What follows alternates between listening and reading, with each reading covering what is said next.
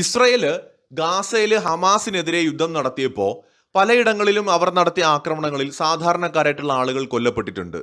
വളരെ ദാരുണമായ സംഭവങ്ങളൊക്കെ ഉണ്ടായിട്ടുണ്ട്. നിരവധി കുട്ടികളും സ്ത്രീകളും ഒക്കെ മരണപ്പെട്ടിട്ടുണ്ട്. നമ്മളൊക്കെ തന്നെ ഇസ്രയേലിനെ വിമർശിക്കുന്നത് ആ കാര്യത്തിലാണ്. അതുപോലെ തന്നെ നമ്മുടെ രാജ്യത്തിനകത്തും പലരും ഇസ്രയേലിനെ വിമർശിക്കാറുണ്ട്. ഇസ്രയേലിനെതിരായിട്ട് വലിയ ജനകീയമായ കൂട്ടായ്മകൾ നമ്മുടെ കേരളത്തിൽ പോലും ഉണ്ടായി. പൊളിറ്റിക്കൽ പാർട്ടികളുടെ നേതൃത്വത്തിലും അല്ലാതെയുമൊക്കെ സോഷ്യൽ മീഡിയ ക്യാമ്പയിനുകൾ ഉണ്ടായി. ആക്ടിവിസ്റ്റുകളുടെ പ്രതികരണങ്ങളും പ്രതിഷേധങ്ങളും ഉണ്ടായി. ഇസ്രായേൽ പതാക കത്തിക്കുന്ന സംഭവങ്ങൾ ഉണ്ടായി. തറയിലിട്ട് ചവിട്ടുന്ന സംഭവങ്ങൾ ഉണ്ടായി. നെതന്യാഹുവിനെ തെറി പറയുന്ന സംഭവങ്ങൾ ഉണ്ടായി. ഒരു പരിധി വരെ അതൊക്കെ ഇസ്രായേൽ അർഹിച്ചിരുന്നു. യുദ്ധം ശരിയാണ്, തുടങ്ങിയത് ഇസ്രായേലല്ല.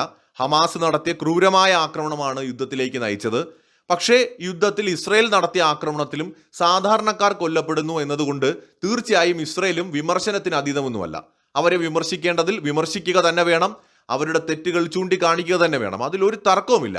എന്നാൽ ഇസ്രയേല് ഇത്തരം ആക്രമണങ്ങൾ നടത്തി സാധാരണക്കാർ കൊല്ലപ്പെടുമ്പോൾ വിഷമിക്കുന്ന, ഇസ്രയേലിനെതിരെ പ്രതികരിക്കുന്ന ആരെങ്കിലും കഴിഞ്ഞ 6 മാസത്തിനിടെ അഫ്ഗാനിസ്ഥാനിൽ പാകിസ്ഥാൻ നടത്തിയ നരനായാട്ടിനെതിരെ പ്രതികരിച്ചുകൊണ്ട് നിങ്ങൾ ആരെങ്കിലും എവിടെയെങ്കിലും കണ്ടോ? ഏതെങ്കിലും ക്യാമ്പസുകളിൽ പാകിസ്ഥാനെതിരെ മുദ്രാവാക്യം വിളിച്ചുകൊണ്ട്, പാകിസ്ഥാൻ അഫ്ഗാനിസ്ഥാനിൽ നടത്തിയ ക്രൂരതകൾക്കെതിരെ മുദ്രാവാക്യം വിളിച്ചുകൊണ്ട് പ്രതിഷേധിക്കുന്ന യുവജന സംഘടനകളെയോ പൊളിറ്റിക്കൽ പാർട്ടികളെയോ ആക്ടിവിസ്റ്റുകളെയോ കേരളത്തിലോ ഇന്ത്യയിലോ എവിടെയെങ്കിലും നിങ്ങൾ ആരെങ്കിലും കണ്ടോ? എന്തുകൊണ്ടാണ് ഇവരാരും തന്നെ പാകിസ്ഥാൻ നടത്തുന്ന ഈ ക്രൂരമായ ആക്രമണങ്ങളിൽ പ്രതിഷേധിക്കാത്തത്? കേരളത്തിൽ പാകിസ്ഥാന്റെ നേതൃത്വത്തിലുള്ള തീവ്രവാദികൾ പഹൽഗാം ഭീകരാക്രമണം നടത്തിയ സമയത്ത് പോലും സത്യം പറഞ്ഞാൽ പ്രതീക്ഷിച്ചത്ര ഒരു വലിയ പ്രതിഷേധമൊന്നും എവിടെയും കണ്ടില്ല. ചെറിയ ചില പ്രതികരണങ്ങളും ചെറിയ ചില പ്രതിഷേധങ്ങളോ മറ്റോ ഉണ്ടായി എന്നല്ലാതെ പ്രതീക്ഷിച്ച പോലെയുള്ള വലിയ പ്രതിഷേധങ്ങളൊന്നും നമ്മൾ കണ്ടില്ല. ഇപ്പോൾ ഇതാ പാകിസ്ഥാൻ കഴിഞ്ഞ 6 മാസത്തിനിടയിൽ കുട്ടികളെയും സ്ത്രീകളെയും അടക്കം 500ഓളം പേരെങ്കിലും അഫ്ഗാനിസ്ഥാനിൽ കൊലപ്പെടുത്തിയിരിക്കുകയാണ്. അതിന്റെ കണക്കുകൾ പുറത്തു വന്നു തുടങ്ങിയിട്ടുണ്ട്. ഒക്ടോബർ മാസം 2025 ഒക്ടോബറിൽ 37 പേരാണ്, സാധാരണക്കാരാണ്, പാകിസ്ഥാൻ നടത്തിയ ആക്രമണത്തിൽ കൊല്ലപ്പെട്ടത്. അത് കഴിഞ്ഞ് ഫെബ്രുവരി 2026 13 പേരും, മാർച്ച് 2026 269 പേരും, ഏപ്രിൽ 2026 14 പേരും, ജൂൺ 2026 28 മുതൽ 36 പേര് വരെയും ആക്രമണങ്ങളിൽ കൊല്ലപ്പെട്ടിട്ടുണ്ട്. ഈ മരണപ്പെട്ടവരിൽ കുഞ്ഞു കുട്ടികളും സ്ത്രീകളും വൃദ്ധരുമടക്കം സാധാരണക്കാരാണ് ഏറ്റവും അധികവും. ഒന്ന് ആലോചിച്ച് നോക്കൂ. പാകിസ്ഥാൻ അഫ്ഗാനിസ്ഥാൻ എന്ന് പറയുന്ന പരമാധികാര രാജ്യത്തിനകത്ത് കയറി നടത്തിയ വ്യോമാക്രമണങ്ങളിലും മറ്റ് അവർ നടത്തിയ വെടിവെപ്പിലുമായി കൊല്ലപ്പെട്ട ആളുകളുടെ കണക്കുകളാണ് ഈ പറഞ്ഞത്. സോ ഇതിനെതിരായിട്ട് എന്തെങ്കിലും ഒരു പ്രതിഷേധം എവിടെയെങ്കിലും ആരെങ്കിലും കാണുന്നുണ്ടോ? അഫ്ഗാനിസ്ഥാൻ എന്ന് പറയുന്നത് സ്വന്തമായിട്ടൊരു എയർ ഡിഫൻസ് സിസ്റ്റം പോലും ഇല്ലാത്ത ഒരു രാജ്യമാണ്. ഓൾറെഡി ആ നാട്ടിലെ ജനങ്ങളുടെ അവസ്ഥ പരിതാപകരമാണ്. താലിബാൻ അധികാരം ഏറ്റെടുത്തതോടെ നിരവധി ഉപരോധങ്ങൾ അവർ നേരിടുന്നുണ്ട്. താലിബാന്റെ ഭരണം തന്നെ സാമാന്യ രീതിയിലുള്ള ഒരു ഭരണമൊന്നുമല്ല. അത്യാവശ്യം അടിച്ചമർത്തലുകളും അനാവശ്യമായ നിയമങ്ങളും കർക്കശമായ നിയമങ്ങളും കൊണ്ട് ജനങ്ങളെ അവർ പൊറുതി മുട്ടിക്കുകയാണ്.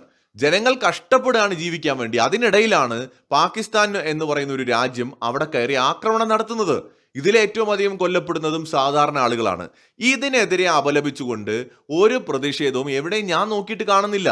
പാകിസ്ഥാൻ പതാക ആർക്കും ചവിട്ടണ്ട, പാകിസ്ഥാൻ പതാക കത്തിക്കണ്ട, ഇസ്രയേലിനെതിരെ കാണിച്ച ആ ഒരു വെപ്രാളവും വിദ്വേഷവും വെറുപ്പും ഒന്നും ആർക്കും പാകിസ്ഥാനോടില്ല.